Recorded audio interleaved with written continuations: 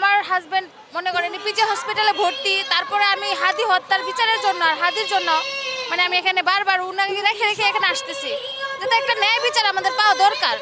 কারণ আমরা স্বাধীন, আমাদেরকে বলে যে দেশ স্বাধীন স্বাধীন, কিন্তু আসলে আমরা স্বাধীন না। এই স্বাধীন দেশে আমরা মুক্তভাবে চলাফেরা করতে পারি না। হাদির মতন এমন ভালো একটা মানুষকে হত্যা করছে, এই জন্য আমরা একটা নিশ্চিত বিচার চাই। আমরা হাদি ভাইয়ের খুনের বিচার চাওয়ার জন্য আসছি। আমরা যেন ন্যায় বিচার চাই, সেজন্য আসছি। ন্যায় বিচারটা যেন আমরা পাই। এতদিনে তো কোনো রেসপন্স দেখলাম না কোনো পক্ষের, সেজন্য আমরা আসছি। হাদি আঙ্কেলের হত্যার বিচারের দাবিতে আসছি।